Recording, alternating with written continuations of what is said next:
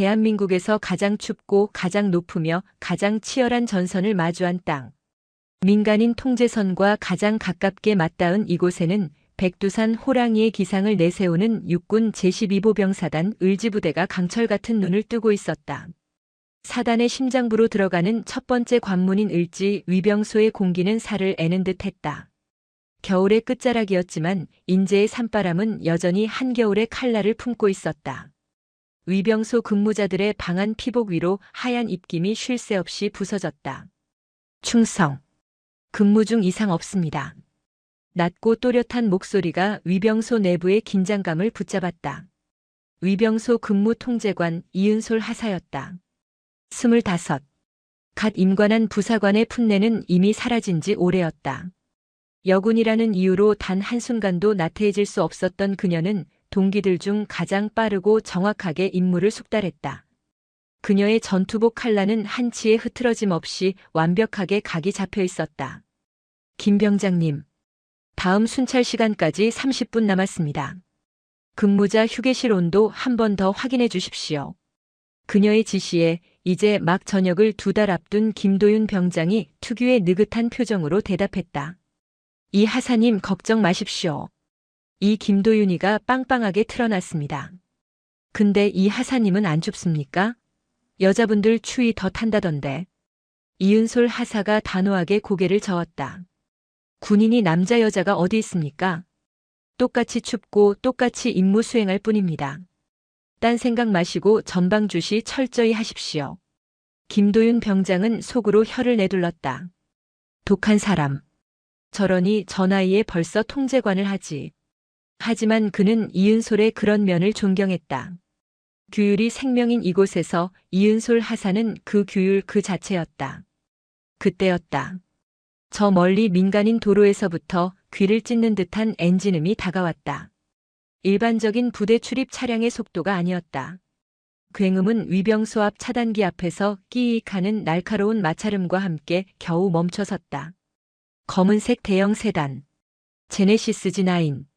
인제의 흙먼지 가득한 이 산골 부대와는 전혀 어울리지 않는 서울 강남 한복판에서나 볼 법한 완벽한 광택의 차량이었다. 이은솔 하사와 김도윤 병장이 동시에 긴장했다. 정식으로 등록된 지휘관 차량이나 행정 차량이 아니었다. 김 병장 수화 준비. 내가 나간다. 예, 알겠습니다. 이은솔 하사는 자신의 방탄모를 고쳐 쓰고 굳은 표정으로 차량을 향해 걸어갔다. K2 소총이 어깨 위에서 묵직하게 흔들렸다. 그녀가 차량의 운전석 창문을 향해 경례를 붙이며 절차대로 입을 열었다. 충성. 수고하십니다. 제12보병사단 을지 위병소입니다. 신분증과 방문 목적을 말씀해 주십시오. 창문은 열리지 않았다. 선팅이 너무 짙어 안을 볼 수도 없었다. 대신 뒷좌석 문이 거칠게 쾅 소리를 내며 열렸다. 화려한 퍼 코트를 걸친 한 여자가 내렸다. 40 초반으로 보이는 여자는 날카로운 하이힐로 자갈 바닥을 찍어 누르며 인상을 찌푸렸다. 고유라. 그녀는 이 거대한 12사단의 지휘관 박찬규 소장의 아내였다. 야. 첫마디는 그것이었다. 경례를 붙인 이은솔 하사의 자세는 흐트러짐이 없었다. 말씀하십시오. 너 지금 나한테 충성한 거야? 나 군인 아닌데. 너네 사단장 사무한테 경례하는 법은 안 배웠어? 눈치하고는. 고유라가 비웃음 섞인 목소리로 말했다. 이은솔 하사는 표정 하나 바꾸지 않았다. 실례지만 신분 확인이 되지 않았습니다. 규정상 모든 부대 출입자는 신분증을 제시하고 방문 목적을 밝혀야 합니다. 협조해 주십시오. 고유라의 눈썹이 신경질적으로 치켜 올라갔다. 뭐? 신분증? 내가 이 부대 들어오는데 그딴 게 왜 필요해? 너 나 몰라? 이 부대 안주인. 사단장 3호. 그녀의 목소리가 산골의 차가운 공기를 찢었다. 내가 지금 내 집 들어가겠다는데 너 같은 하사 나부랭이가 신분증을 내놓으라 말아야? 이게 미쳤나? 김도윤 병장이 위병소 안에서 이 상황을 초조하게 지켜봤다. 젠장 사모님이다. 이 하사 성격에 절대 그냥 안 넘어갈 텐데. 이은솔 하사는 물러서지 않았다. 이곳은 그녀가 목숨을 걸고 지키는 위병소였다. 사모님, 사모님이라도 절차는 같습니다. 지난주에도 사단장님께서 전 장병에게 예외 없는 규정 준수를 강조하셨습니다. 신분증 확인 부탁드립니다. 그 말은 불에 기름을 부은 격이었다. 사단장?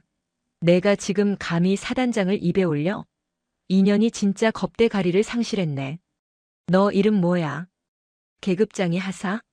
여자가 군대 와서 별 고생을 다 한다 했더니 머리가 뻣뻣해져서 위아래도 구분을 못하는구나. 고유라가 이은솔 하사에게 한 걸음 바싹 다가섰다. 값비싼 향수 냄새가 화약 냄새보다 익숙한 이은솔의 코를 역하게 찔렀다. 내가 말이야. 너 같은 애들 월급 주는 사람이야. 알아? 너희 남편 아니지, 너희 아빠뻘 되는 우리 남편이 너희들 먹여 살린다고. 근데 내가 감히 날 막아서? 내가 뭔데? 이은솔 하사는 차분히 숨을 들이마셨다. 저는 제 임무를 수행 중입니다. 부대 보안은 사단장님의 안위와도 직결되는 문제입니다. 다시 한번 정중히 요청합니다.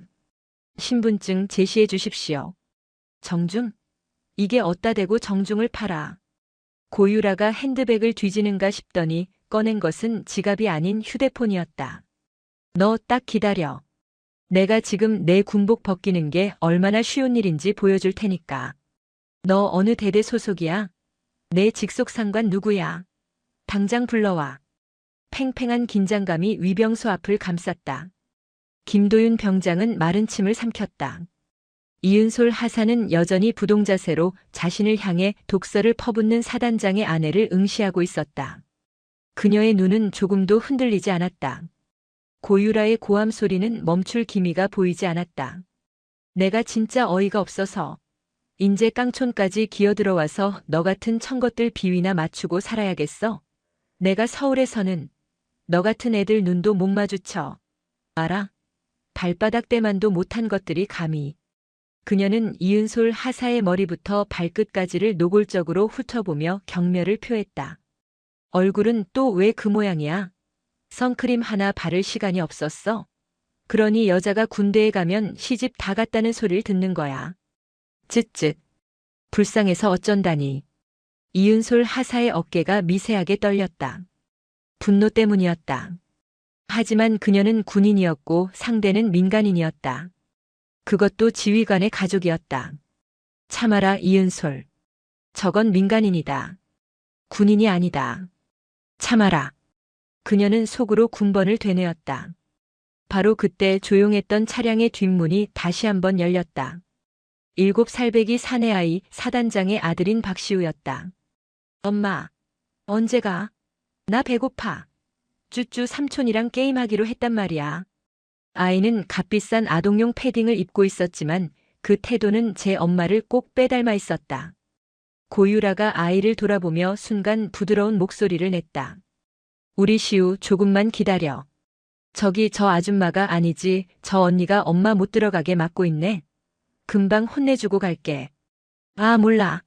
심심해. 박시우는 칭얼대며 차에서 완전히 내렸다.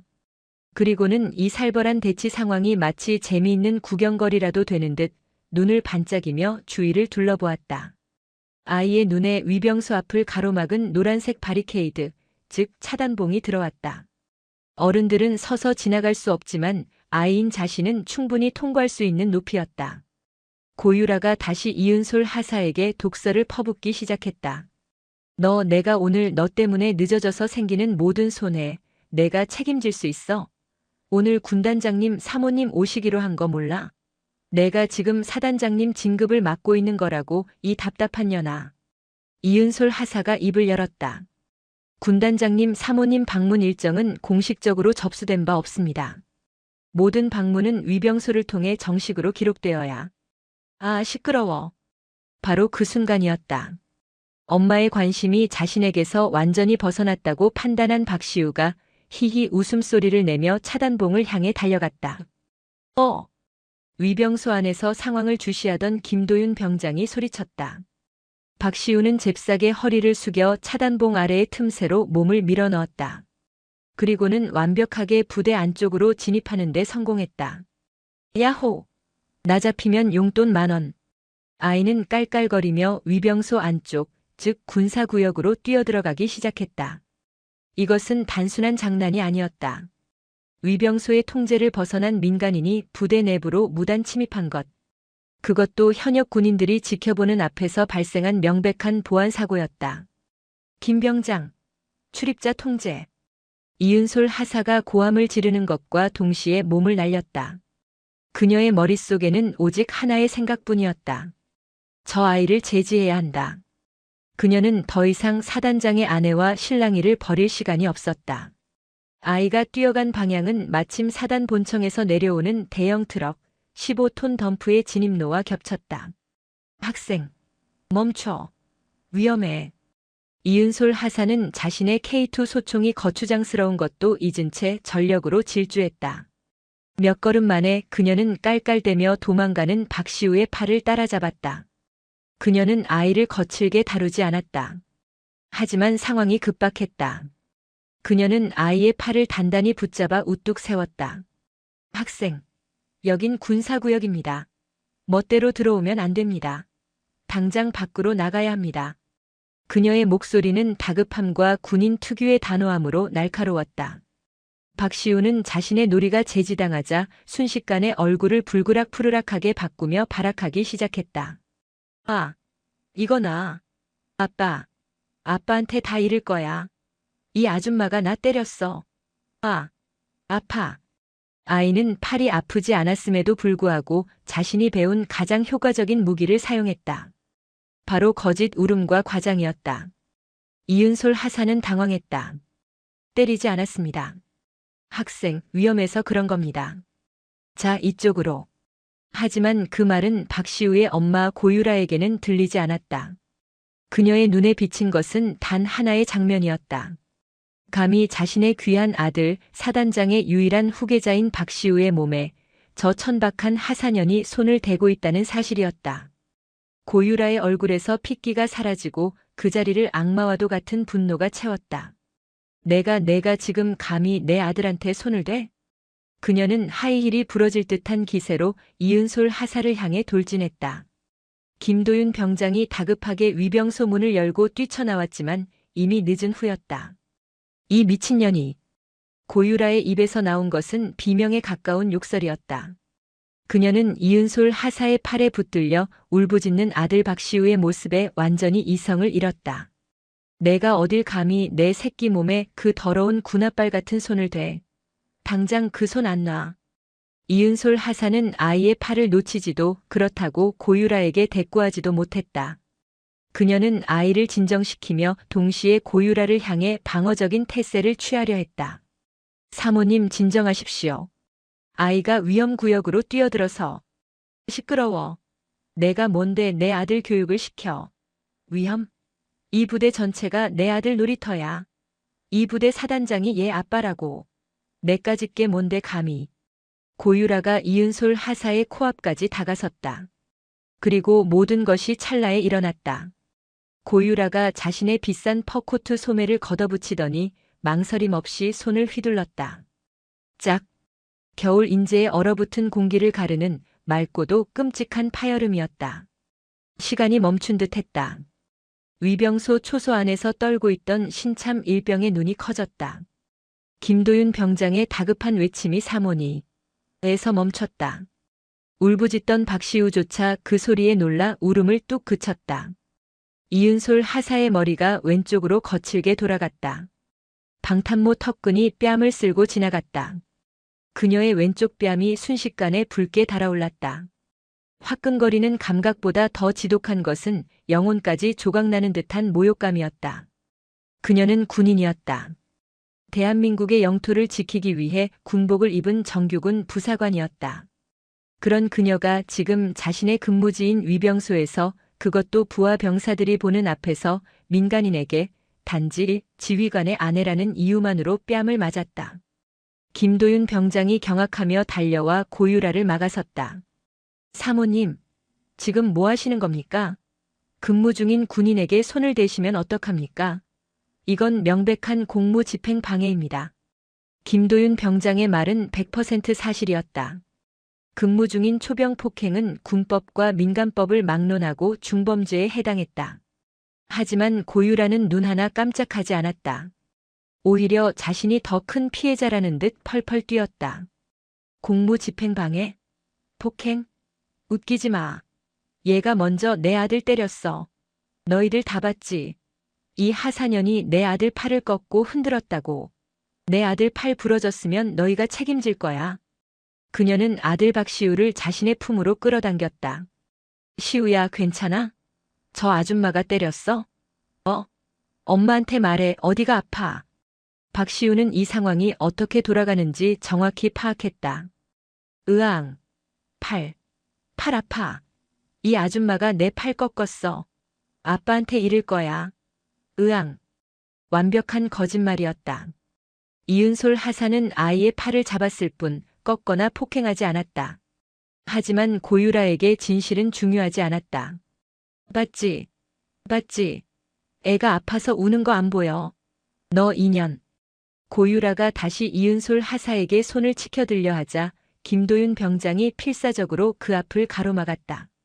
사모님, 안 됩니다. 이러시면 안 됩니다. 비켜. 너도 전현이랑 한패야? 좋아. 너희들 오늘 다 죽었어. 고유라가 다시 휴대폰을 꺼내 들었다. 이번에는 망설임이 없었다. 단축번호 1번을 길게 누르는 듯 했다. 신호는 금방 연결되었다. 나야. 지금 당장 을지 위병소로 안 튀어와. 당신 부관, 아니, 당신 당장 오라고 해. 지금 당신 부하년이 당신 아들 뺨 때리고 팔을 꺾었다고. 이게 무슨 군대야? 당장 2년 군복 벗겨. 안 그러면 내가 당신을 벗겨버릴 거니까. 빨리 안 와. 전화기 너머의 상대가 누구인지는 뻔했다. 제12보병 사단장 박찬규 소장이었다. 이은솔 하사는 뺨을 붙잡을 생각도 하지 못했다. 그녀는 그저 붉게 달아오른 뺨으로 차가운 바람을 맞으며 자신의 군 생활이 오늘 끝장날 수도 있음을 직감했다. 그녀는 억울해서 눈물이 쏟아질 것 같았지만 군복을 입은 군인은 초소해서 울 수 없었다. 위병소 CCTV의 빨간 녹화 불빛만이 이 모든 모욕적인 상황을 묵묵히 기록하고 있었다. 짝 하는 소리는 이은솔 하사의 뺨에서만 울린 것이 아니었다. 그 소리는 을지 위병소에 근무 중이던 모든 장병의 심장에서 울렸다. 그것은 군인의 명예가 제복의 자부심이 한 민간인의 손에 무참히 찢어지는 소리였다. 김도윤 병장이 경악하며 고유라를 막아선 채 외쳤다. 사모님, 근무 중인 군인 폭행은 중범죄입니다. 당장 사과하십시오. 고유라는 자신의 손이 더럽혀지기라도 한 듯 이은솔 하사의 뺨을 때린 손을 털어내며 김 병장을 쏘아붙였다. 사과? 이 미친놈이 지금 누구한테 사과를 하래. 전현이 먼저 내 아들 팔을 꺾어서 애가 지금 경기를 일으키잖아. 너 이 병장 나부랭이. 내 눈에는 저 하사년 편드는 게 먼저야, 아니면 사단장님 아들 아니가 먼저야. 내가 그러고도 이 부대 밥을 처먹어. 김 병장은 입술을 깨물었다. 그는 이은솔 하사가 폭행을 당하는 순간, 그리고 아이가 멀쩡히 뛰어다니다 거짓 울음을 터뜨리는 모든 과정을 똑똑히 목격했다. 하지만 그의 계급은 병장이었다. 전역을 2달 앞둔 힘없는 병사였다. 이은솔 하사는 고개를 돌리지 않았다. 붉게 부어오른 뺨을 그대로 드러낸 채 그녀는 자신을 때린 고유라를 정면으로 응시했다. 그녀의 눈빛은 더 이상 분노가 아니었다. 그것은 차가운 경멸과 모든 것을 포기한 듯한 공허함이었다. 그녀는 자신의 뺨보다 이 상황을 지켜보는 부하 병사들 앞에서 무너진 군기가 더 치욕스러웠다. 고유라는 그 눈빛에 다시 한번 모욕감을 느꼈다. 이게 인연이 지금 눈을 똑바로 떠? 맞고도 정신을 못 차렸네. 좋아. 내가 그렇게 뻣뻣하게 굴 수 있는 게 언제까지인지 내가 똑똑히 구경시켜줄게. 그녀가 전화를 끊은 지 채 3분도 지나지 않았을 때였다. 저 멀리 사단 본청 방향에서 평시에는 절대 울려서는 안 될 날카로운 사이렌 소리가 들려왔다. 단순한 경적이 아니었다. 헌병대의 긴급 출동 사이렌 소리였다. 그 소리는 위병소를 향해 미친 듯이 가까워졌다. 곧이어 검은색 사단장 1호차가 그 뒤를 바짝 따른 헌병대 순찰차가 급정거하며 위병소 앞을 가로막았다. 쾅! 사단장 1호차의 뒷문이 열리고 전투복이 아닌 사복 차림의 중년 남성이 내렸다. 평소에는 근엄한 군인의 모습을 유지하려 애썼지만 지금 그의 얼굴은 집안일에 끌려 나온 가장의 짜증과 자신의 권위에 감히 도전한 상황에 대한 분노로 뒤엉켜 있었다. 제12보병 사단장, 육군 소장 박찬규였다. 아니, 이게 다 무슨 짓들이야. 여보, 시우야. 박찬규 소장의 등장에 김도윤 병장은 본능적으로 몸이 굳으며 경례를 붙이려 했다. 하지만 그의 몸은 뺨을 맞고 서 있는 이은솔 하사와 살기등등한 사단장 3호 사이에서 어정쩡하게 굳어버렸다. 고유라는 남편이 나타나자마자 기다렸다는 듯이 완벽한 피해자로 변신했다. 여보, 당신 이제 왔어. 이 사람들이 날 얼마나 무시하는지. 그리고 저 하사년이 저게 글쎄 우리 시우를 우리 시우 팔 부러졌으면 어쩔 뻔했어. 그녀는 아들 박시우를 끌어안고 마치 오열하듯 어깨를 들썩였다. 박찬규 소장은 자기 아내가 부대 정문에서 그것도 말단 병사들과 하사 앞에서 이런 추태를 보인다는 사실에 이마를 짚었다. 하지만 그의 분노는 아내를 향하지 않았다. 그는 자신의 권위를 세워야 했다. 특히 아내 앞에서. 그는 붉게 부어오른 이은솔 하사의 뺨을 보았다. 잠시, 아주 잠시 그의 눈이 흔들렸다. 상황이 어떻게 돌아갔는지 단박에 파악한 것이다. 하지만 그는 그 진실을 외면했다. 저게 그가 이은솔 하사를 턱짓으로 가리키며 으르렁거렸다. 저 하사야? 당신하고 시우한테 손 뗀 게. 고유라가 악에 받쳐 소리쳤다. 그래. 전현이야. 내가 3호라고 밝혔는데도 신분증 내놓으라고 길길이 날뛰고 우리 시우가 차단복 밑으로 지나갔다고 팔을 꺾어버렸어. 전현이 당신 부하가. 박찬규 소장이 이은솔 하사에게 다가갔다. 두 개의 별이 박힌 그의 전투복 어깨가 이은솔 하사의 눈앞을 가득 메웠다. 그는 자신의 키보다 한 뼘은 작은 여군 하사를 머리부터 발끝까지 훑어내렸다. 그의 목소리는 분노를 억누른 듯 지하실의 냉기처럼 낮고 차가웠다. 이름. 이은솔 하사는 이를 악물었다. 모욕감에 눈물이 차올랐지만 그녀는 마지막 남은 군인 정신으로 버텨냈다. 헌병대대 본부 중대 소속. 하사 이은솔입니다. 군번. 18- 됐어. 박찬규 소장이 말을 잘랐다. 그는 더 이상 들을 필요가 없다는 듯 혹은 듣고 싶지 않다는 듯 고개를 돌렸다. 너 지금 이게 무슨 상황인지 알아? 내가 지금 누굴 건드렸는지 아냐고. 이은솔 하사가 입을 열었다. 사단장님. 저는 제 임무에. 닥쳐. 박찬규 소장의 불호령이 인제 산자락에 메아리 쳤다. 임무? 내 임무가 사단장 가족을 폭행하는 건가? 내 임무가 내 사모님 뺨을 때리게 만드는 거야? 폭행하지 않았습니다. 아이가 위험구역으로 무단 진입하여 제지한 것뿐입니다. 이은솔 하사가 절박하게 외쳤다. 제지? 제지. 박찬규 소장이 코웃음을 쳤다. 이 하사년이 지금 끝까지 거짓말을 하는구나. 내 아들이 아프다고 울고 내 아내가 맞았다고 하는데 내까지 하사년의 말이 진실일 것 같아? 그는 함께 온 헌병대장 박승준 중령을 불렀다. 박중령. 예, 사단장님. 저 하사 당장 군복 벗겨. 박승준 중령의 안색이 하얗게 질렸다. 사단장님. 그게 무슨 일단 사실관계를. 사실관계? 내 눈앞에 벌어진 게 사실이야. 사단장 가족이 위병소에서 이따위 모욕을 당했는데 내 놈은 지금 사실관계를 따져. 너도 전현이랑 한패야? 박찬규 소장은 박중령의 멱살이라도 잡을 기세로 달려들었다. 당장 전현 저 이은솔 하사. 금시간부로 보직 해임시켜. 그리고 상관 가족 폭행 및 협박, 근무지 이탈 혐의로 당장 헌병대 영창에 수감해. 내일 아침 해가 뜨기 전에 징계위원회 서류 만들어서 나한테 결제 올려. 알아들었어? 영창. 징계. 보직 해임. 한 군인의 군 생활을 끝장낼 수 있는 모든 단어가 단 30초 만에 쏟아져 나왔다. 이은솔 하사는 눈을 감았다. 이것은 심판이었다. 진실을 가리는 재판이 아니라 왕의 권위에 흠집을 냈다는 이유로 내려지는 일방적인 처형 선고였다. 사단장님, 안 됩니다. 그때 모든 것을 지켜보던 김도윤 병장이 공포를 뚫고 소리쳤다. 사단장님, 이 하사님은 잘못한 게 없습니다. 제가 다 봤습니다. 사모님께서 먼저 이 하사님의 뺨을. 모든 시선이 김도윤 병장에게로 향했다. 박찬규 소장의 눈이 분노로 이글거렸다. 감히 일개 병사가 자신의 결정에 정면으로 반기를 든 것이다. 저 병장놈은 뭐야? 위병소 근무자 김도윤 병장입니다. 박찬규 소장이 김도윤 병장에게 천천히 걸어갔다. 병장, 내가 지금 뭘 봤다고 했지? 이 하사님은 뺨을 맞았습니다. 사모님께. 좋아. 넌 내가 본 것에 대한 책임을 져야 할 거다. 박찬규 소장이 싸늘하게 웃었다. 박중령, 저 병장놈도 당장 연행해. 상관 모독 및 명령 불복종 혐의다. 저놈은 징계도 필요 없어.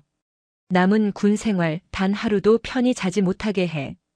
당장 오늘부로 사단 의무대 영안실 관리병으로 보내버려. 시체 닦는 게 딱 어울리겠네.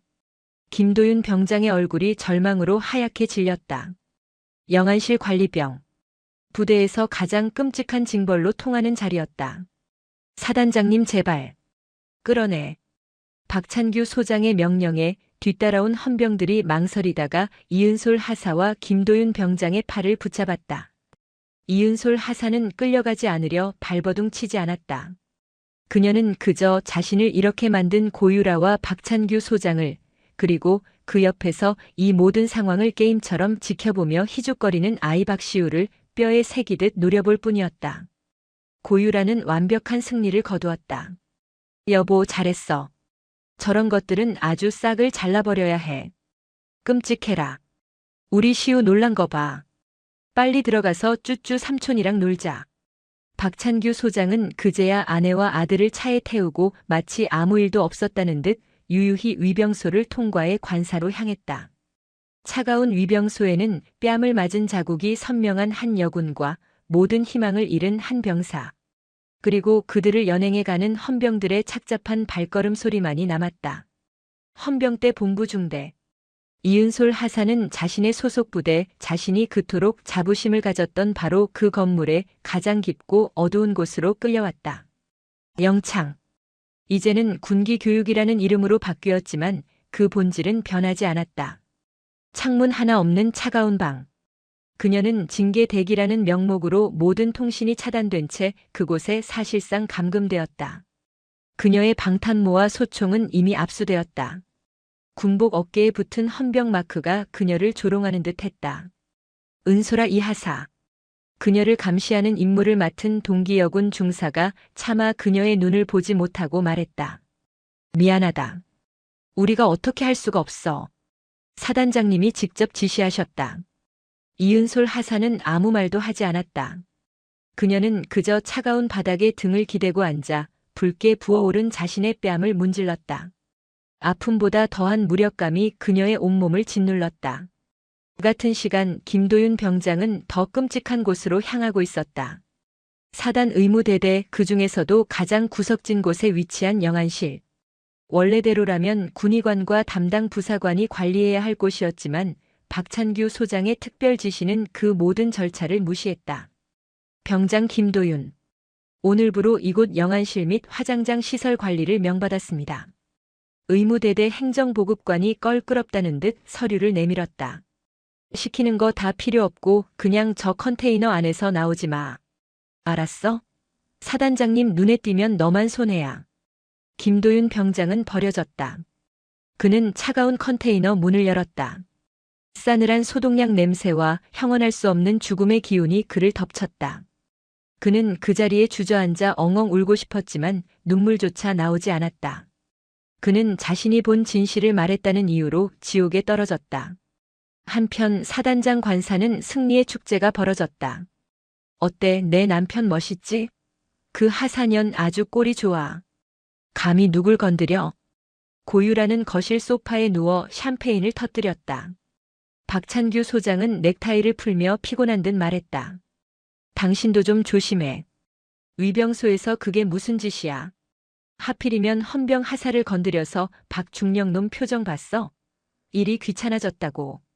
귀찮아? 뭐가 귀찮아? 당신이 사단장이야. 당신 말 한마디면 별도 떨어뜨리는 자리 아니었어? 고작 하사 하나 영창 보내는 게 그렇게 힘들어? 이럴 거면 나 서울 갈래. 이 깡촌에서 내가 누굴 믿고 살아. 고유라의 히스테리에 박찬규 소장은 결국 항복했다. 알았어. 알았어. 내가 다 알아서 해. 징계 서류 내가 아주 완벽하게 만들어서 전현군 생활 아작을 내줄 테니까. 됐지? 그는 즉시 자신의 전속부관 최진환 대위를 불렀다. 최진환 대위는 사단장의 그림자였다. 그는 이 모든 상황을 멀리서 지켜보며 초조해하고 있었다. 최 대위. 자네가 지금 할 일이 있어. 박찬규 소장이 낮은 목소리로 명령했다. 을지 위병소. 오늘 낮에 일어난 일 말이야. 시끄럽게 됐어. 군단에 보고 들어가면 피곤해져. 특히 그 영상. 최진환 대위는 마른 침을 삼켰다. 위병소 CCTV. 예, 사단장님. CCTV 말씀이십니까? 그래. 그거. 오늘 자로 정기 점검에 들어간 걸로 해. 하필이면 오늘 녹화 분량으로 아무것도 찍힌 게 없어야겠지. 무슨 말인지 알아들어? 그것은 명백한 증거 인멸 지시였다. 최진환 대위의 등줄기에 식은땀이 흘렀다. 사단장님. 하지만 헌병대에서도 이미 해당 시간대 영상을 요청할 준비를. 헌병? 박찬규 소장이 비웃었다. 헌병대장이 내 사람이야. 내가 박중령한테 말해두면 돼. 자네는 그냥 위병소 서버실 가서 오늘 오후 2시부터 3시까지의 영상 파일만 깨끗하게 지워. 실수로. 알겠나? 최진환 대위는 고개를 숙였다. 알겠습니다, 사단장님. 그는 자신의 군 생활과 사단장의 명령 사이에서 후자를 택했다. 그것이 그가 배운 군 생활이었다. 그날 밤 모두가 잠든 시각 을지 위병소 서버실에 최진환 대위가 몰래 들어갔다. 그는 관리자 암호를 입력하고 오늘 낮에 그 끔찍했던 순간이 담긴 영상 파일을 찾아냈다. CCTV는 모든 것을 완벽하게 기록하고 있었다. 고유라의 욕설, 아이가 멀쩡히 뛰어가는 모습, 그리고 그녀가 이은솔 하사의 뺨을 가격하는 결정적인 순간까지. 젠장. 최진환 대위는 이 영상을 보는 순간 자신이 돌이킬 수 없는 범죄에 가담하고 있음을 깨달았다. 하지만 그는 삭제 버튼에 손가락을 가져갔다. 그때였다. 그의 주머니 속에서 진동이 울렸다. 김도윤 병장에게서 온 문자였다. 대위님, 살려주십시오. 저는 영안실에 있습니다. 이은솔 하사님은 영창에 있습니다.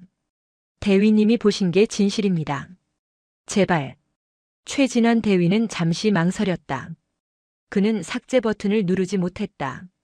대신 그는 그 파일을 자신의 USB에 몰래 복사하기 시작했다. 만약을 위해서. 나도 살아야 하니까.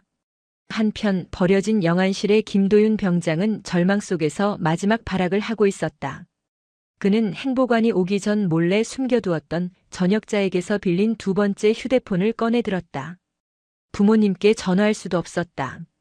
그는 인터넷 검색창을 열었다. 군대 비리 신고. 육군 본부 한라인. 초병 폭행. 그의 손가락이 떨리며 한 사이트를 찾아냈다. 육군 본부 감찰실이 운영하는 익명 신고 게시판이었다. 그는 자신이 본 모든 것을, 자신이 들은 모든 것을 떨리는 손으로 적어 내려가기 시작했다. 강원도 인제 12사단 을지 위병소.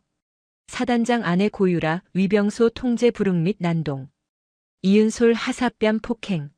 아들 박시우 무단 침입. 사단장 박찬규 소장 도착 후 피해자 이은솔 하사 및 목격자 김도윤 병장 영창 수감 및 징벌 지시. 현재 CCTV 증거 인멸 시도 중. 제발 살려주십시오. 진실을 밝혀주십시오. 그는 전송 버튼을 눌렀다. 다음 날 새벽. 대한민국 국군의 심장부 충청남도 계룡대. 육군 본부 감찰실의 불은 이른 새벽부터 환하게 켜져 있었다. 그 중에서도 가장 살벌한 기운이 감도는 사무실. 독사라는 별명으로 불리는 사나이 강태호 소령의 책상 위였다. 강태호 소령. 41살. 그의 계급은 소령에 불과했지만 그의 손에 들린 육군 본부 감찰관 신분증은 웬만한 장군의 별보다 더 무거운 권위를 가졌다. 그는 타협을 몰랐고 자비도 없었다. 그의 감찰 레이더에 걸린 지휘관은 옷을 벗거나 감옥에 가거나 둘 중 하나였다. 그는 밤사이 접수된 수백 건의 자잘한 군 내부 신고 내역을 훑어보고 있었다. 대부분은 급식 불만, 휴가 미복귀 같은 일상적인 보고였다. 그의 눈이 한 곳에 멈췄다. 12사단. 박찬규 소장. 박찬규. 강소령은 그 이름을 기억하고 있었다. 육군 사관학교 한참 선배였지만 그에 대한 평가는 좋지 않았다. 정치 군인, 아내 관리를 못하는 지휘관이라는 꼬리표가 항상 따라다녔다. 사단장 3호. 초병 폭행.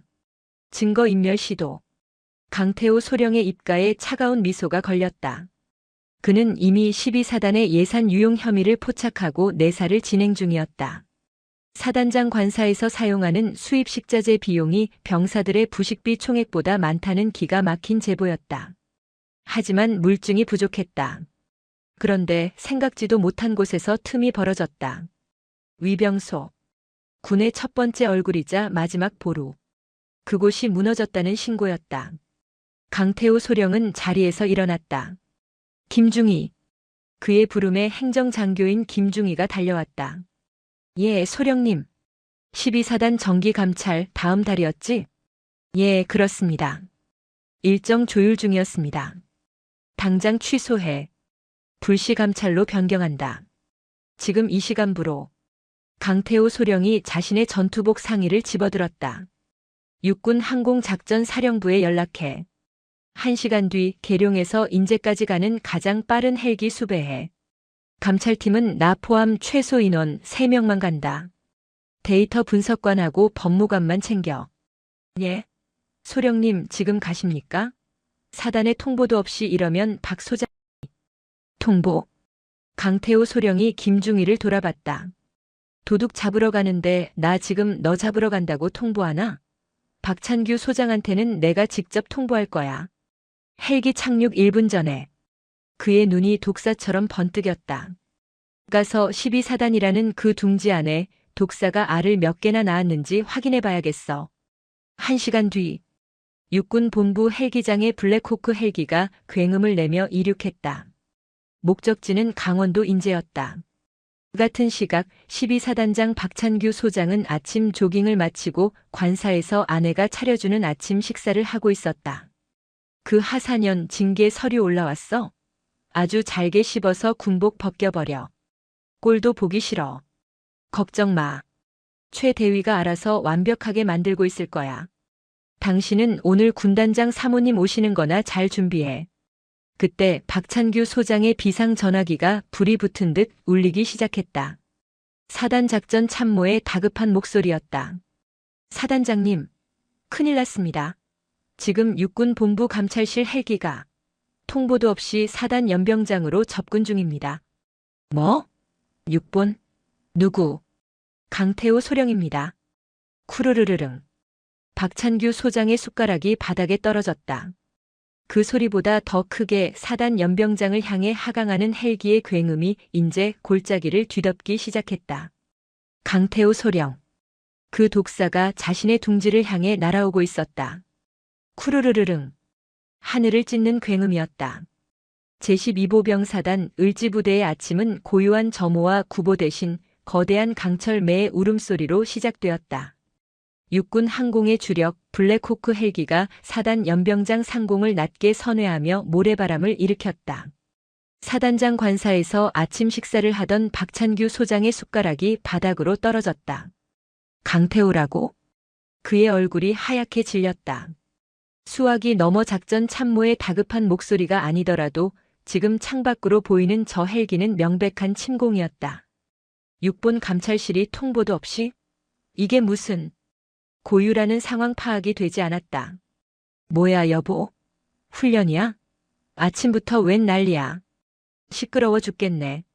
저것들 다 징계줘. 박찬규 소장은 아내의 말을 들을 여유가 없었다. 그는 식탁을 엎다시피 하며 뛰쳐나갔다. 독사. 육군 본부의 강태호 소령. 그가 왜 하필 지금 여기에? 어젯밤의 일이 스쳐 지나갔다. 설마 그 하사년 하나 때문에? 그가 황급히 집차를 타고 연병장에 도착했을 때 헬기는 이미 착륙해 있었다. 회전익이 멈추기도 전에 전투복 차림의 사내 셋이 내렸다. 맨 앞장선 사내. 41살의 소령. 강태호였다. 그의 전투복은 갓 다린 듯 완벽했지만 그의 눈빛은 수천 번의 야전에서 닳고 달아 날카롭게 빛나는 야전삽 같았다. 그의 뒤로 데이터 분석가와 법무관이 서류 가방을 들고 따랐다. 아니, 강소령. 박찬규 소장이 두 개의 별이 빛나는 자신의 어깨를 애써 펴보이며 위험 있는 척 다가갔다. 이게 무슨 짓인가? 자네 지금 육본 감찰실이 일개 사단 사령부를 기습이라도 하겠다는 건가? 이건 명백한 월권이야. 그는 소령 따위가 자신의 위험에 눌릴 것이라 생각했다. 하지만 강태호 소령은 박찬규 소장 앞에서 완벽한 동작으로 경례를 붙였다. 충성. 그의 목소리는 얼음장 같았다. 육군 본부 감찰실장 강태호 소령입니다. 사단장님. 그는 사단장님이라고 불렀지만 그 말투에는 어떠한 존경심도 담겨 있지 않았다. 육군 참모총장님의 정식 명령에 의거 금시간부로 제12보병 사단에 대한 특별 불시 감찰을 개시하겠습니다. 뭐? 특별 감찰? 박찬규 소장의 눈이 흔들렸다. 정기 감찰도 아니고 불시 감찰? 무슨 근거로? 내가 뭘 잘못했다고? 강태호 소령은 박찬규 소장의 눈을 피하지 않고 오히려 한 걸음 다가섰다. 소령이 소장의 기세에 전혀 눌리지 않았다. 그것을 확인하러 왔습니다. 뭐라고? 육군 본부의 제12보병 사단의 지휘 체계가 완전히 붕괴되었으며 지휘관에 의한 불법적 인권 유린 및 직권 남용이 자행되고 있다는 심각한 제보가 접수되었습니다. 박찬규 소장은 숨이 턱 막혔다. 제보? 누가? 그 병장놈인가? 거짓이야. 그런 건 없어. 어떤 놈이 감히 부대를 모함하는 게야. 그것 또한 지금부터 제가 확인할 것입니다. 강태호 소령은 자신의 손목시계를 한번 보았다. 박찬규 소장님. 지금 이 시간부로 감찰 종료 시까지 사단장님의 모든 지휘권 행사를 일시 정지합니다. 참모총장님의 위임 사항입니다. 내 이놈 내가 감히. 박찬규 소장이 주먹을 불끈 쥐며 강소령의 멱살이라도 잡을 듯이 달려들었다. 내가 뭔데 내 지휘권을 정지시켜. 이 새파란 놈이. 계급장이 웃음나. 그 순간 강태호 소령과 함께 온 법무관이 앞으로 나섰다. 사단장님. 감찰 규정 제11조 사항입니다. 피감찰 지휘관이 증거인멸 혹은 감찰 방해의 우려가 명백할 시 감찰관은 상급 지휘관의 승인을 받아 피감찰자의 직무를 즉시 정지시킬 수 있다. 참모총장님의 승인 서류입니다. 박찬규 소장은 법무관이 내민 서류를 보고 뒷걸음질 쳤다. 이것은 쇼가 아니었다. 진짜였다. 강태호 소령이 차갑게 명령했다. 사단장님, 감찰에 협조해 주십시오. 지금 즉시 사단장님의 모든 통신기기 및 개인 화기 반납을 요청합니다. 그것은 사실상 무장해제였다. 소장의 권총을 일개 소령이 빼앗겠다는 선언이었다. 연병장 멀리서 이 광경을 지켜보던 사단 참모들과 장병들은 숨을 죽였다. 왕국의 반란이 일어났다. 아니, 왕을 잡으러 온 사자가 도착했다. 박찬규 소장은 부들부들 떨며 자신의 권총집에 손을 가져갔다. 강태호. 내 이놈 내가 너를. 법무관. 사단장님 모셔. 사단 지휘 통제실로. 강태호 소령은 그에게 눈길도 주지 않고 자신의 팀에게 지시를 내렸다. 데이터 분석팀은 즉시 사단 서버실로 이동. 재정, 인사 그리고 특히 을지 위병소의 어제 차 CCTV 서버 원본을 확보한다. 단 1초의 영상도 빠짐없이. 그 말에 멀리서 그들을 지켜보던 사단장 전속부관 최진한 대위의 얼굴이 잿빛으로 변했다. 어젯밤 지웠는데. 아니지, 내가 복사해뒀지. 이걸 어떻게 해야 하나. 강태호 소령이 최 대위 쪽을 힐끗 보았다. 마치 모든 것을 알고 있다는 듯한 눈빛이었다. 아, 그리고 강태호 소령이 발걸음을 옮겼다. 그의 목적지는 사단장실이 아니었다. 헌병대 본부 중대로 간다. 그의 발걸음은 망설임이 없었다. 둥지가 썩었으면 그 둥지를 지키는 파수꾼부터 확인해야지. 그는 헌병대장 박승준 중령을 잡으러 그리고 이은솔 하사를 구하러 가는 것이었다. 헌병대장 박승준 중령은 자신의 사무실에서 손톱을 물어뜯고 있었다. 6본 헬기가 연병장에 내렸다는 보고는 이미 받았다. 강태호 소령이 왔다는 것도. 미친놈, 왜 하필 강태호가. 끝났다. 그는 어젯밤 사단장 박찬규 소장의 명령으로 이은솔 하사를 불법 구금하고 징계 서류를 조작하느라 밤을 꼴딱 새웠다. 그는 자신이 지은 죄가 얼마나 큰지 잘 알고 있었다. 그가 당장이라도 서류를 파쇄하려던 순간 사무실 문이 쾅 소리와 함께 열렸다. 박승준 중령이 경례를 붙일 새도 없이 강태호 소령이 성큼성큼 들어왔다. 충. 박승준 중령. 강태호 소령이 그의 말을 잘랐다. 지금 뭐 하고 있었지? 서류 파쇄? 아, 아닙니다. 강 소령님. 이게 무슨 일로? 강태호 소령은 대답 대신 사무실 한편에 있는 헌병대 내부 구금 시설, 즉 군기 교육장 입구를 턱짓으로 가리켰다. 열어. 예? 그 안에 누가 있는지 내가 직접 말해야 하나? 아니면 박 중령이 직접 말해볼 텐가? 강태호 소령의 목소리는 낮았지만 박승준 중령의 귀에는 천둥처럼 들렸다. 강 소령님, 오해십니다. 어제 근무지 이탈 및 상관 가족 폭행 혐의로. 거짓말. 강태호 소령이 박 중령의 책상에 놓인 조작된 징계 서류를 집어들었다. 어제 오후 2시 30분. 을지 위병소. 상관 가족 폭행? 폭행을 한 건 누군가? 그리고 폭행을 당한 건 누군가? 박승준 중령의 다리가 풀렸다. 소령님. 그게 저는 사단장님의 명령을. 명령? 강태호 소령이 비웃었다. 박 중령. 자네 군 형법 제44조가 뭔지 잊었나? 상관에 위법한 명령에 복종할 의무는 없다. 자네는 헌병이야. 군의 기강을 잡는 놈이라고. 그런데 내 놈이 앞장서서 사단장 똥구멍이나 하차주면서 무고한 하사를 감금해. 내 놈이 군인이야? 잘못했습니다. 박승준 중령이 그 자리에 무너졌다. 기회는 끝났어. 당장 열쇠 내놔. 강태호 소령은 박 중령이 내민 열쇠를 낚아채 직접 군기 교육장 철문으로 향했다. 철컥. 기익. 녹슨 문이 열리고 차가운 곰팡이 냄새와 함께 어둠이 드러났다. 방구석에 전투복을 입은 채 웅크리고 있던 이은솔 하사가 고개를 들었다. 뺨의 멍은 시퍼렇게 번져 있었다. 그녀의 눈은 텅 비어 있었다. 강태호 소령은 그 모습을 잠시 묵묵히 바라보았다. 그는 자신의 여동생이 생각났다. 몇 년 전 상사의 성추행을 고발했다가 조직 부적응자로 몰려 불명예 전역해야 했던. 그가 입을 열었다. 육군 본부 감찰실 강태호 소령이다. 나와라, 이은솔 하사. 내가 왜 여기 갇혀 있는지, 내가 뭘 봤는지, 내가 뭘 당했는지. 처음부터 끝까지. 단 하나도 빼놓지 말고. 이은솔 하사는 그 낯선 소령의 눈을 보았다. 그곳에는 자신을 비웃던 사단장 부부의 눈빛도 자신을 외면하던 헌병대장의 눈빛도 없었다. 그저 차갑고 강철 같은 무언가가 있었다. 그녀의 눈에서 갇혀있던 눈물이 터져나왔다.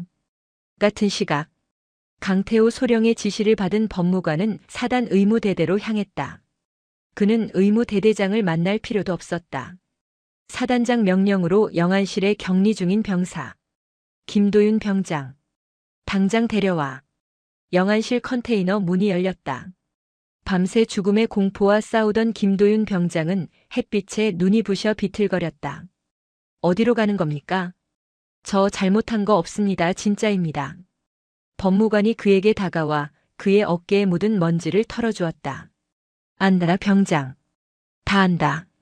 너 지금부터 내가 본 진실을 말할 준비만 해. 나머지는 우리가 한다.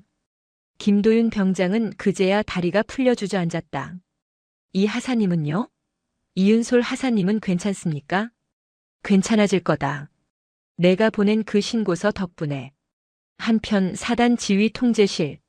강태호 소령의 데이터 분석팀이 난관에 부딪혔다.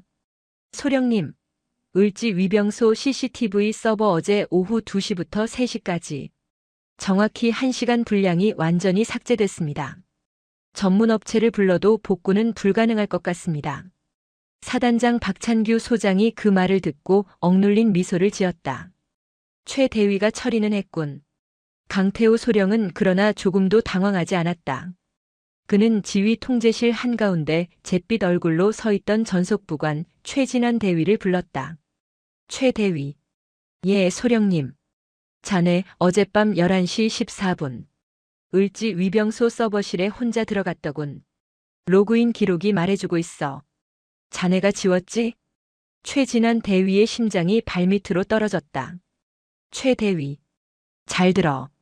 강태호 소령이 그의 곁에 다가와 다른 사람은 들을 수 없는 목소리로 속삭였다. 지금 자네에겐 2가지 선택지가 있어. 첫째, 사단장의 증거인멸 공범으로 같이 군복을 벗고 군사재판을 받는다. 둘째, 공익신고자가 되어 내 상관의 죄를 밝히고 이성적인 판단을 한 참모 장교로 남는다. 최진환 대위는 자신의 손에 땀이 흥건한 것을 깨달았다. 저는 그저 명령에. 명령? 내 주머니에 있는 그 USB도 명령으로 넣은 건가? 최진환 대위는 사색이 되었다. 이 독사는 모든 것을 꿰뚫어 보고 있었다. 어떻게 알았지? 그는 어젯밤 영상을 지우기 직전 만약의 사태를 대비해 파일을 복사해둔 자신의 행동을 떠올렸다. 강태호 소령이 손을 내밀었다. 그걸 이리 줘, 최 대위. 그게 자네가 군복을 벗지 않을 유일한 기회야. 최진환 대위는 떨리는 손으로 자신의 전투복 바지 주머니에 숨겨두었던 작은 USB를 꺼내어 강태호 소령의 손에 건넸다. 박찬규 소장이 그 광경을 보고 절규했다. 최 대위. 너. 이 배신자 새끼. 강태호 소령은 USB를 높이 치켜들었다. 배신? 아니요, 사단장님. 이건 정의라고 부릅시다. 사단 지휘 통제실. 이곳은 원래 적의 동태를 감시하고 아군의 작전을 지휘하는 12사단의 심장이자 두뇌였다. 하지만 오늘 이곳은 한 가족의 추악한 범죄를 상영하는 거대한 심판정으로 변했다. 강태호 소령은 지휘 통제실의 거대한 메인 스크린에 최진환 대위가 넘긴 USB를 연결하라고 지시했다. 그리고 그는 특별한 관객들을 초대했다. 사단장 박찬규 소장. 저기 맨 앞자리에 앉으시죠. 당신의 왕국이 어떻게 무너지는지 똑똑히 보셔야 하니까. 강소령의 지시에 헌병대 소속 병사들이 박찬규 소장을 의자에 강제로 앉혔다. 그리고 헌병대장 박승준 중령. 당신도 그 옆에 앉아. 당신이 어떻게 상관의 개가 되었는지 복귀해봐. 그것만으로는 부족했다. 지금 당장 사단장 관사에 연락해. 고유라 여사 사단 안보 견학이 있으니 즉시 지휘 통제실로 오시라고 정중히 모셔. 단 도망가지 못하게 헌병 2명 붙여서. 이윤솔 하사와 김도윤 병장도 그곳에 있었다. 강태호 소령은 2사람을 맨 뒷줄에 앉히고 따뜻한 음료를 건넸다. 2사람의 명예가 회복되는 순간을 직접 목격해. 잠시 후 고유라가 헌병들에게 이끌려 짜증 가득한 얼굴로 들어왔다. 아, 뭐야. 지금 나 바쁜 사람이야. 군단장 사모님 곧 오신다고. 이게 무슨 무례한 여보. 당신 왜 저기 앉아 있어? 저 소령놈이 감히. 강태호 소령이 고유라의 말을 끊었다. 조용히 해주시죠, 고유라 여사. 지금부터는 당신이 말할 차례가 아니라 영상이 말할 차례입니다. 아, 그리고 박시우 군은 안 데려왔습니다. 아동 학대가 될 것 같아서. 고유라가 무언가 더 소리치려던 순간 지휘 통제실의 모든 불이 꺼졌다. 그리고 메인 스크린이 밝아졌다. 을지 위병소 1번 카메라. 선명한 고화질 영상이었다. 영상은 고유라의 검은색 세단이 위병소 앞에 서는 장면부터 시작했다. 이윤솔 하사가 정중하게 경례를 붙이는 모습. 고유라가 차에서 내려 이윤솔 하사에게 손가락질하며 욕설을 퍼붓는 모습. 소리는 녹음되지 않았지만 그 거만하고 모욕적인 입모양은 누가 봐도 명백했다. 어저께 고유라의 얼굴이 굳어갔다. 영상은 계속되었다. 아들 박시우가 차에서 내리더니 깔깔대며 차단봉 밑으로 기어들어갔다. 이은솔 하사가 놀라 아이를 뒤쫓았다. 그녀가 아이의 팔을 잡아 세우는 장면. 결코 폭행이라고 볼 수 없는 명백한 제지이자 보호의 동작이었다. 그리고 고유라가 화면 안으로 뛰어들었다. 그녀는 망설임 없이 손을 휘둘렀다. 짝! 소리는 없었지만 이은솔 하사의 고개가 거칠게 돌아가는 그 순간, 그녀의 뺨이 붉게 물드는 그 순간, 지휘 통제실에 있던 모든 이가 숨을 삼켰다. 영창에서 갓 나온 이은솔 하사는 자신의 뺨을 어루만졌다. 그 순간의 치욕이 다시 한번 온몸을 휘감는 듯 했다. 김도윤 병장은 자신의 주먹을 피가 나도록 꽉 쥐었다. 저건 조작이야. 전현이 먼저 내 아들을 때렸다고. 고유라가 발악했다. 강태호 소령이 차갑게 말했다. 조작? 그럼 이 다음 영상도 조작인가? 화면이 바뀌었다. 박찬규 소장이 1호차를 타고 도착하는 장면. 김도윤 병장이 필사적으로 무언가를 외치는 모습. 그리고 헌병들이 이은솔 하사와 김도윤 병장을 짐승처럼 끌고 가는 모습. 모든 것이 기록되어 있었다. 박찬규 소장은 눈을 감았다. 고유라는 입을 다물었다. 강태호 소령은 불을 켜라고 지시했다. 자, 이제 일막은 끝났습니다. 사단장님, 고유라 여사. 이제 두 분의 폭행과 불법 감금 혐의는 입증이 끝났군요. 하지만 그가 USB를 다시 만지작거렸다. 내가 인제까지 온 이유가 고작 하사 뺨 때린 여자 하나 잡으려고 온 것 같습니까? 그는 데이터 분석 팀장을 바라보았다. 준비한 두 번째 영상을 틀어. 사단장 관사 지출 내역 및 예산 전용 현황. 스크린에 뜬 것은 영상이 아닌 빼곡한 엑셀 시트였다. 어디 보자. 강태호 소령이 스크린을 가리키며 은조렸다. 병사 1인당 하루 급식비 13,000원. 아주 훌륭합니다. 그런데 사단장 관사 지휘관 격려 활동비 내역. 좀 볼까요? 작년 10월. 관내 VIP 격려. 항목 프랑스산 1등급 와인. 수량 60병. 금액 1,200만 원. 작년 11월. 지역 주민 유대. 항목 일본산 화로회 및 캐비어. 금액 800만 원. 작년 12월. 연말 격려. 항목 명품 브랜드 비사 스카프. 수량 30개. 금액 2,100만 원. 지휘 통제실이 얼어붙었다. 이것은 격려 활동비가 아니었다. 이것은 명백한 횡령이었다. 고유라 여사. 강소령이 고유라를 돌아봤다.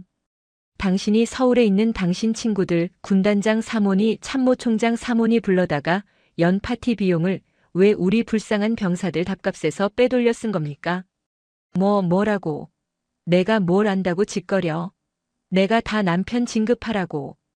고유라는 스스로 무덤을 팠다. 진급? 강태호 소령이 싸늘하게 웃었다. 그 진급, 오늘부로 끝난 것 같군요.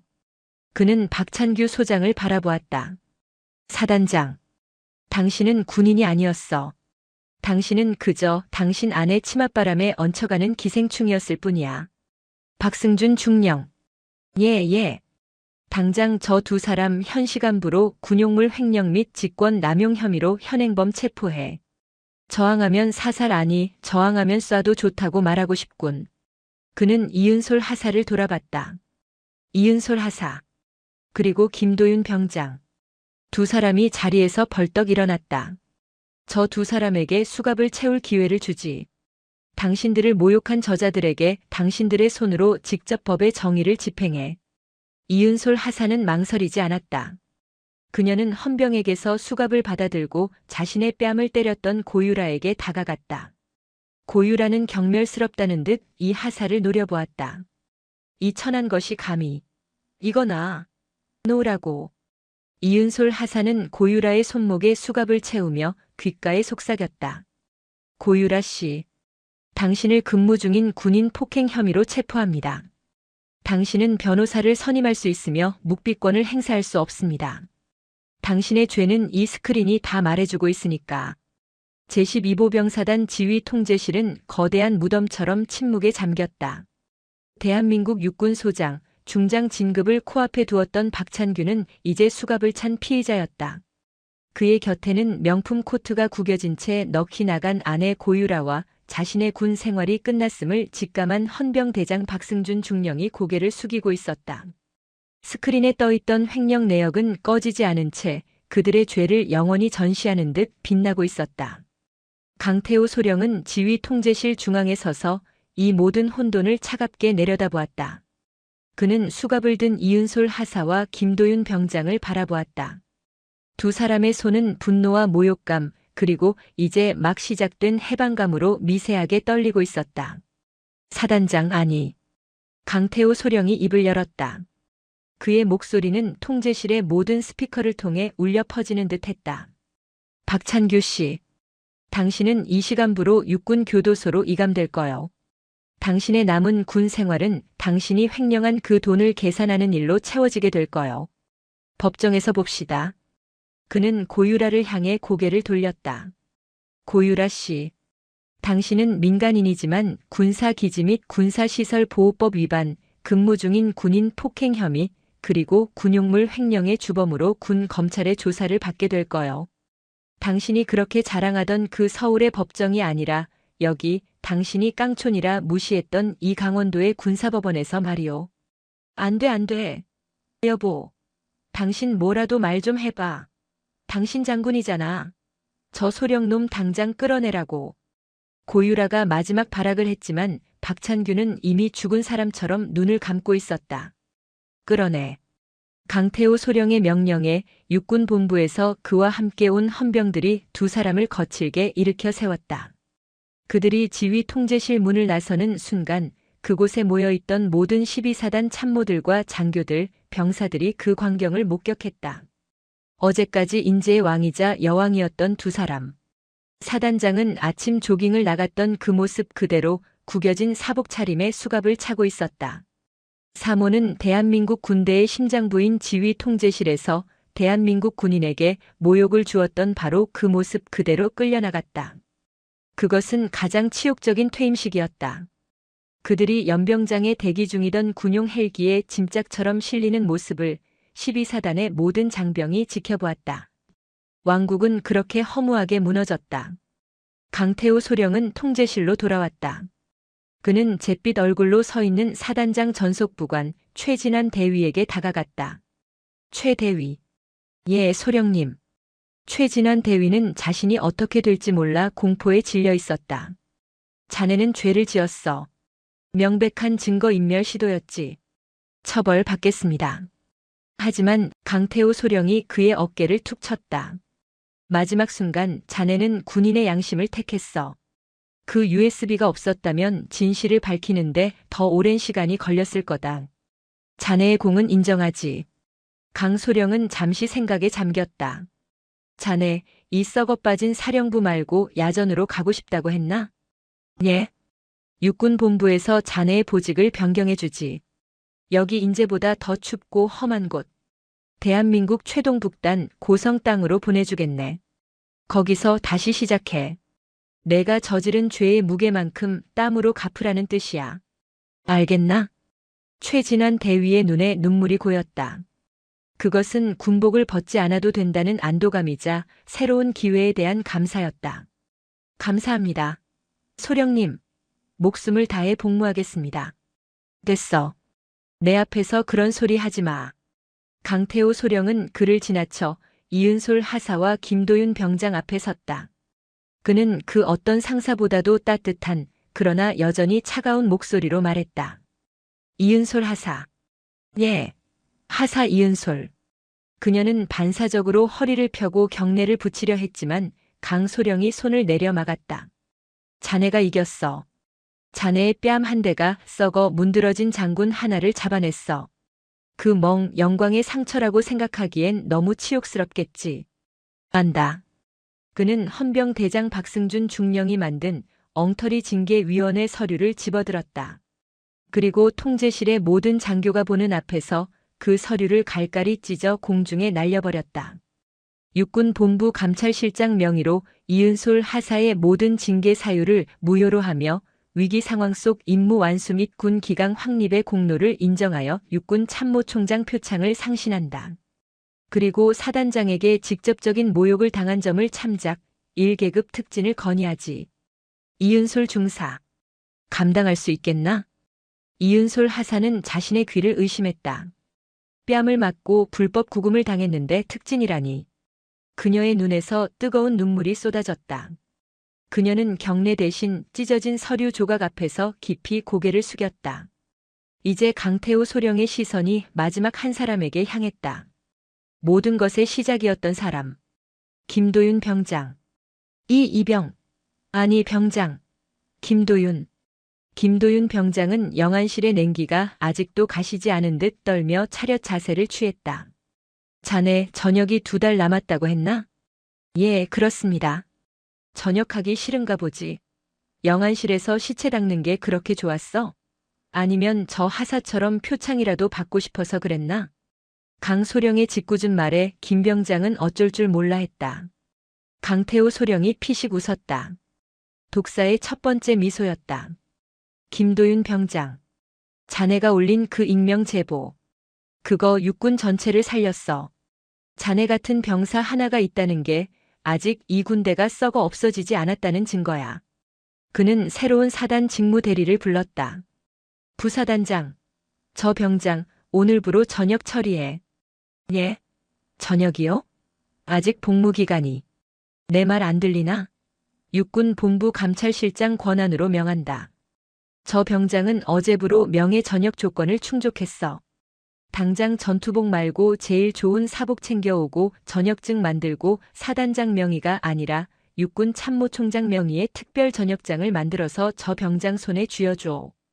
오늘 오후 기차 타고 부모님 품으로 돌아갈 수 있게. 김도윤 병장은 그 자리에 주저앉았다. 감사합니다. 정말 감사합니다. 강태호 소령은 모든 일을 마쳤다. 그는 다시 자신의 전투복 매무새를 가다듬었다. 이제 12사단은 새 사단장을 맞이할 거다. 그리고 다시는 이따위 추잡한 일로 육군 본부에 헬기가 뜨는 일이 없도록 해. 그는 지휘 통제실을 나섰다. 헬기장으로 향하는 그의 뒤로 12사단의 모든 장교와 부사관들이 나와 도열했다. 그들은 경의를 표했다. 계급 때문이 아니었다. 그가 행한 정의 때문이었다.